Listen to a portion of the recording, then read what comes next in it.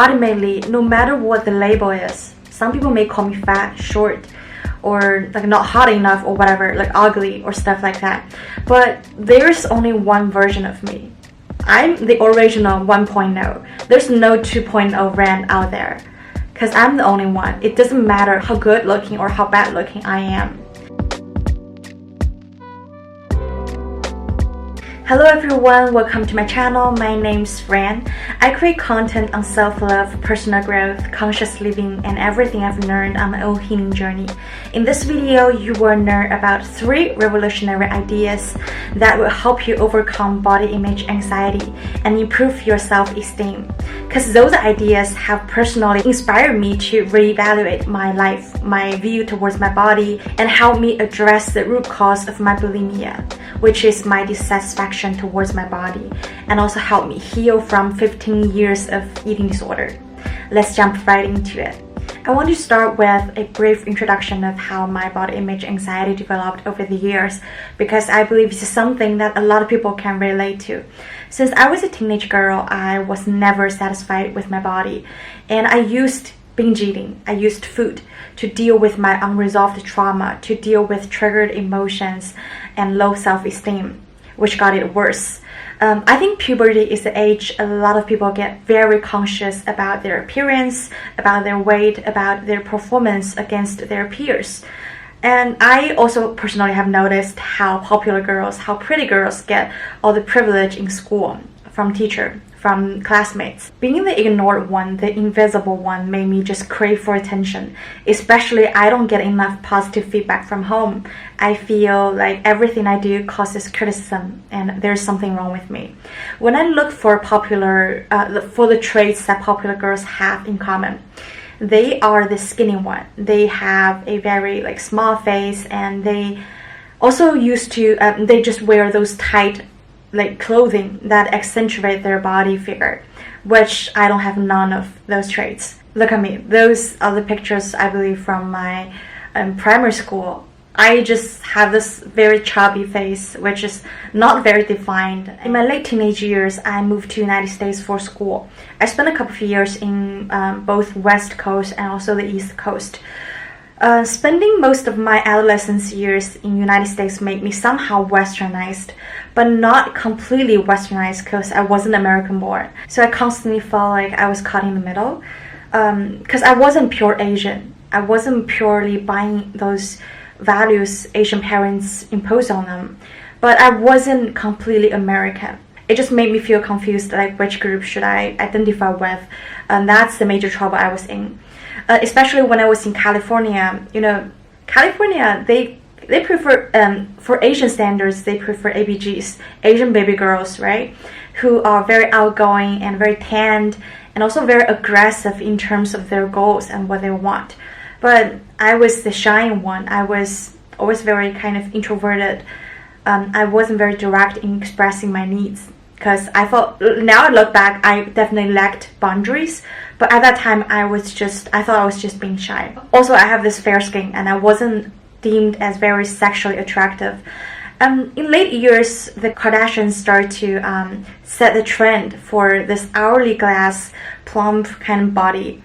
And that's what got me into fitness and training in the first place as well, because I wanted to have their body, since I couldn't be the skinny one like the pure Asian. Now that I moved back to Asia, now once again I'm seen as too chubby and not slim enough, not skinny enough, and also too outspoken compared to the shy and quiet type that Asian boys prefer.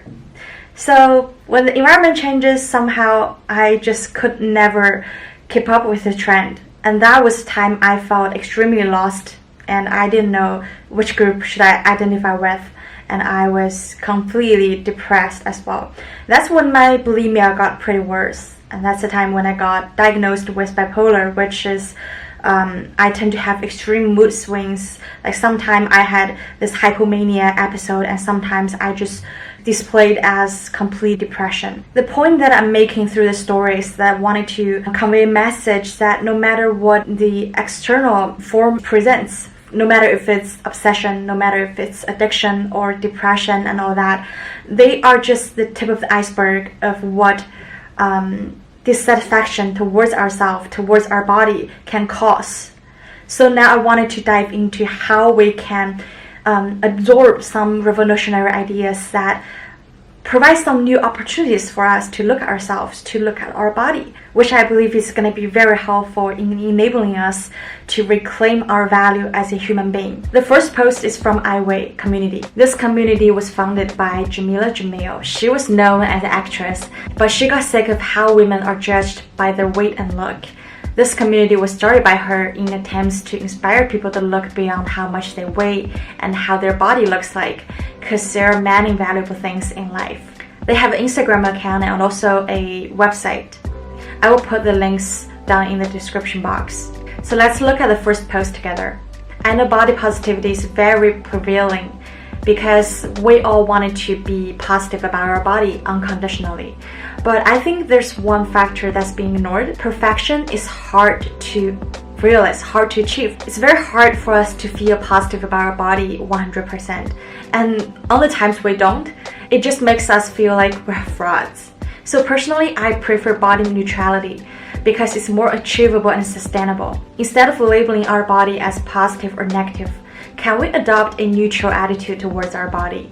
Because ultimately, no matter what the label is, some people may call me fat, short, or like not hot enough or whatever, like ugly or stuff like that. But there's only one version of me.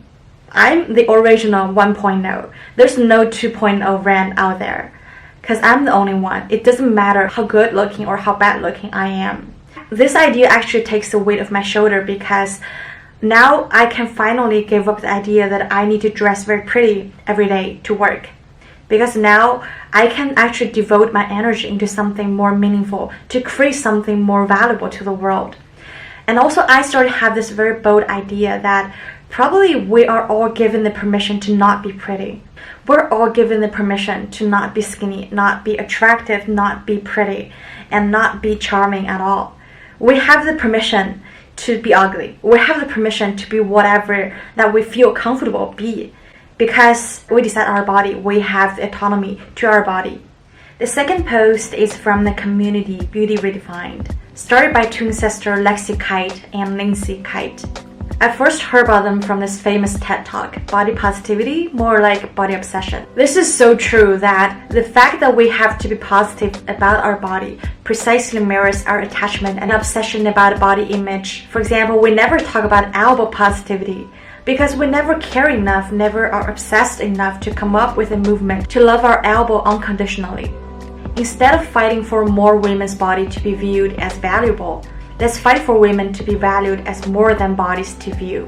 This is like an awakening moment for me because oftentimes women, we see ourselves through other people's eyes, mostly through society and also men's eyes. If they say that we're not good looking, if they call us slutty, if they call us not pretty enough, we see ourselves as bad. As if our sole purpose in this world is to entertain someone else, is to be viewed as valuable as a body. But we're more than our bodies. We're complex human beings. We have brains. We're caring, we're empathetic, we're compassionate. We're highly reflective, which enables us to grow and mature. Also, we're very resilient through tough times, but all of which are not mentioned in conversations. All the topics are only on dress sizes, on hip and waist ratio, on wrinkles. This is very sad when we give our power away. The third post is also from Beauty Redefined. It says, loving your body isn't believing it looks good. It's knowing your body is good, regardless of how it looks. This one is also very powerful because, as I've mentioned earlier, whatever the label is, whatever people call us, short, ugly, not attractive or whatever, we are the only one in the world. We are the only version of ourselves in the world. When I was going through my therapy sessions with my therapist, I often complained about how asymmetric my face looks like, how I'm not tall enough, how I don't have this very like curvy shaped body like the models like they have. But then my therapist asked me one question. She was like, why do you think how you look matters that much? And for years of exploration, I started to realize that it was because I was insecure myself.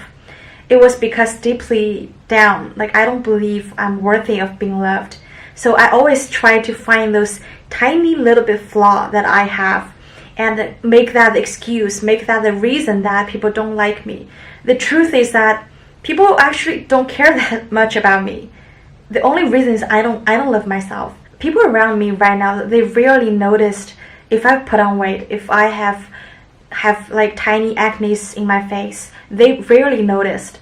I think it's the voices that were internalized, that were playing on and on in the background, that tells us that we're not worthy of being loved. And another question my therapist asked me was that, what if one day you lost all the fame you chased for, all the attention and all the attractiveness and all the even the ability to walk or whatever?